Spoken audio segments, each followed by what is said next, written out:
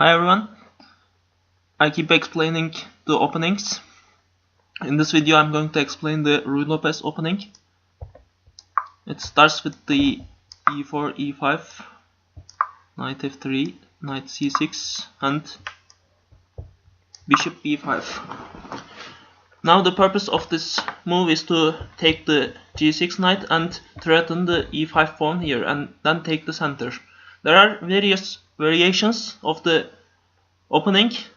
One is to move a6 to threaten the bishop, and the other is to move knight f6 to threaten the e4 pawn. Also, black can play bishop c5 to control the center and the d4 square here. d6 is the Steinitz opening, a very strong and positional move.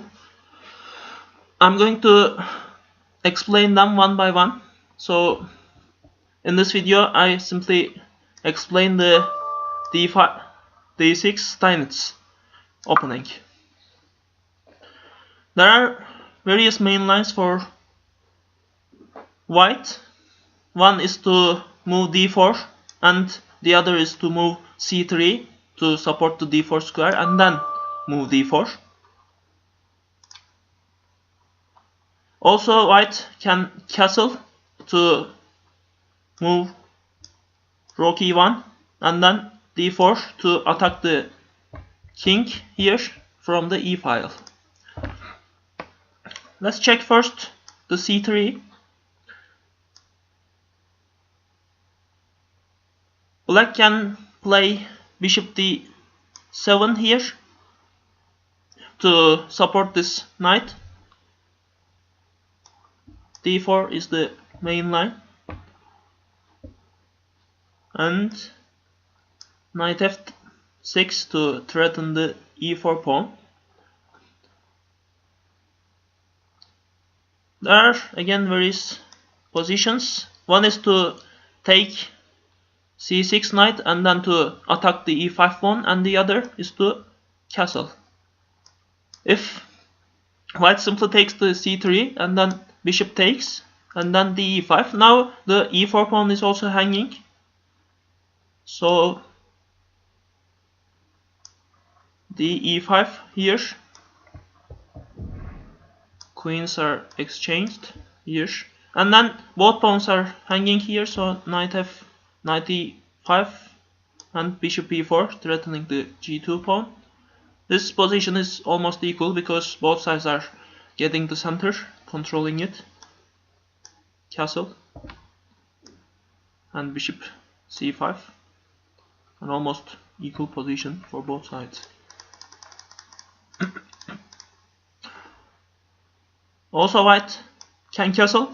Here it's very dangerous for black to get the e4 pawn here, because now the e file is open. White can simply rook e1 and then attack the black's queen and king here. So this is not a playable move, actually, mostly not played. Black can simply play bishop e7 and then rook and develops his pieces. Now both sides are controlling the center, so there are no threats at the first glance. Here white can simply develop an attack from the queen side, and black can develop an attack here after castles by f5 and f4, and like this. So after the d6, white also can play d4 here, e4, knight d4 and bishop d7 to protect this knight here, because otherwise white simply can't get this knight. Bishop d7, knight c3. Here black can play positionally or in a sharp manner. The positional play is like knight f6 and then bishop e7 and then castle. But black also play g6 here to develop his bishop from the g7 square and then attack the center to control the e5 and the d4 squares.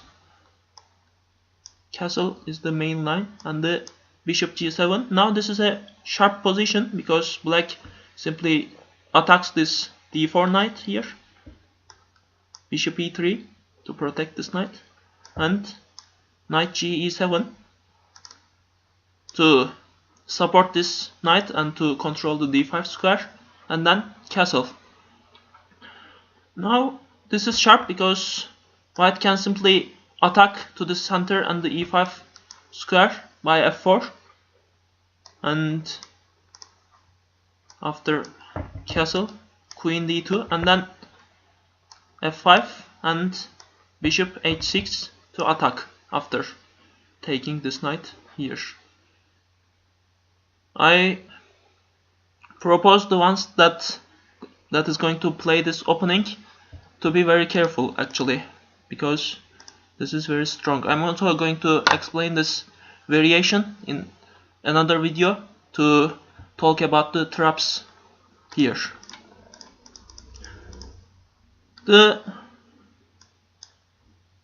last move that I'm going to explain here is bishop e3, and after knight c3 and the queen d2, the castle at the queen side. g6 is the main move here. Bishop g6 and pawn takes, bishop c4 and bishop g7. Now either the bishop d4 or the c3 is the main move. Bishop d4, knight f6, knight c3. Now after the queen d2 and the castle on the queen side, white can simply attack the king side by f4 and g4 and h4 and h5 like this, and black can develop an attack from the queen b8 and then attack from the b file. For example, the castle and the queen d2, and now either the queen b7 or rook b8 here. Let's check the rook b8, the castle, rook e8 to control the e5 square and to attack the e4 pawn, f3, h5, h4, and both sides are now attacking, so this is another dangerous position for both sides.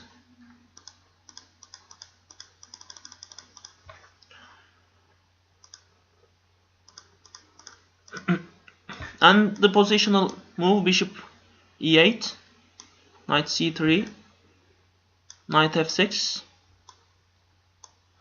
and both sides are castle now.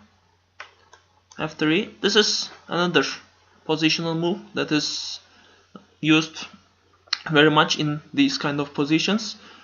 Black can simply move a6 and then rook e8 to control the center, rook e8, bishop f6, and then attacking some kind of the e4 pawn and knight d4 after, and then g6. This is again an equal position. Thank you for watching this video. I'm going to keep explaining the Ruy Lopez opening in detail in the other videos as well. Thank you.